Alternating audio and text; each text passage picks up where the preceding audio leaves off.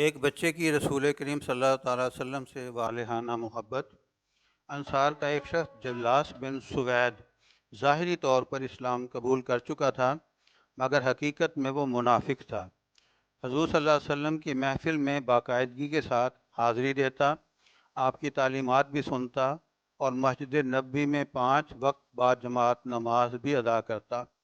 اس کا بھتیجا عمیر بن سعد ابھی کم عمر تھا، لیکن وہ اپنے چچا کی انگلی پکڑ کر مسجد نبوی اور بارگاہ رسالت میں حاضری دیتا۔ ایک دن جلاس بن سوید اپنی مصروفیات کی وجہ سے مسجد نبوی نہ آ سکا، چنانچہ کم عمر عمیر بن سعد اکیلا ہی بارگاہ رسالت میں حاضر ہو گیا۔ حضور اکرم صلی اللہ علیہ وسلم نے قیامت کا احوال بڑی تفصیل کے ساتھ بیان کیا۔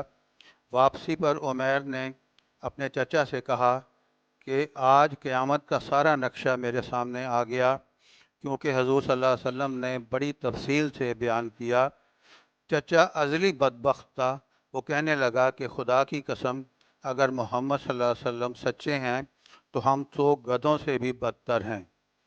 بچہ بڑا حیران ہوا کہ یہ تو منافق نکلا، اور کہنے لگا کہ اے چچا، اللہ کی قسم، آج سے پہلے اگر کوئی مجھے سب سے زیادہ اچھا لگتا تھا تو وہ تو تھا، کیونکہ تو مجھے انگلی پکڑ کر حضور کی بارگاہ میں لے جاتا تھا، لیکن آج جتنا برا تو لگتا ہے اتنا کائنات میں کوئی نہیں ہے۔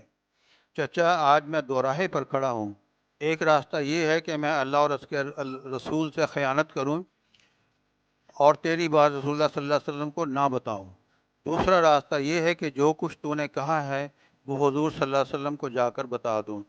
چچا نے کہا کہ تو ناسمجھ بچہ ہے، تیری بات کون سنے گا، جو کرنا ہے کر لے۔ بچہ بارگاہ رسالت میں حاضر ہوا اور حضور صلی اللہ علیہ وسلم کے سامنے عرض کی کہ میرے چچا نے اللہ اور اللہ کے رسول سے خیانت کی ہے۔ میں اللہ کے حضور اور آپ کے سامنے اپنے چچا سے بیزاری کا اعلان کرتا ہوں کہ چچا نے کہا ہے کہ اگر حضور صلی اللہ علیہ وسلم سچے ہیں تو ہم گدھوں سے بھی بدتر ہیں۔ حضور صلی اللہ علیہ وسلم نے اپنے صحابہ سے مشورہ کیا، چچا بھی حاضر ہو گیا۔ صحابہ نے کہا کہ ابھی یہ بچہ ہے، اس کی بات پر اعتبار نہیں کیا جا سکتا۔ چنانچہ سب نے بچے کو نظر انداز کر دیا۔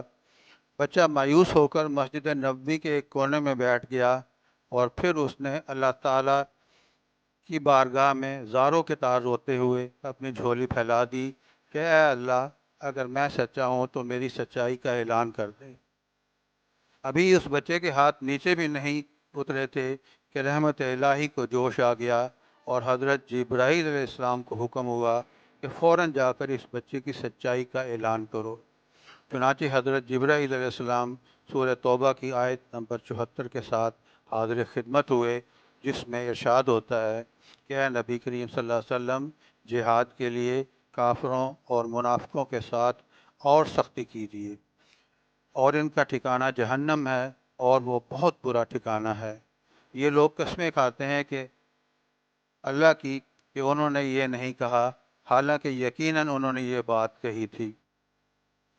اس کے بعد حضور کریم صلی اللہ علیہ وسلم نے بچوں کو اپنے پاس بلایا اور پیار کیا اور ارشاد فرمایا کہ اے بچے، تیرے کانوں نے صحیح سنا تھا، تیری گواہی 7 آسمانوں سے اوپر رب نے خود دی۔ حضرت عمر کے دور میں یہ بچہ حمص کا گورنر بنا۔ اللہ تعالی ہمیں بھی اس بچے کی طرح رسول کریم صلی اللہ علیہ وسلم سے سچی محبت عطا فرمائے۔ جس نے آپ صلی اللہ علیہ وسلم کی عزت کو دنیا کی ہر چیز سے مقدم جانا، رسول کریم صلی اللہ علیہ وسلم سے محبت سب رشتوں سے مقدم ہونی چاہیے۔ اپنی جان، مال، اولاد، ماں باپ، حتیٰ کہ دنیا کی ہر شے سے بڑھ کر آپ کی ذات سے محبت ہونی چاہیے۔ یہ ایسا رشتہ ہے جو مرنے کے بعد بھی قائم رہتا ہے۔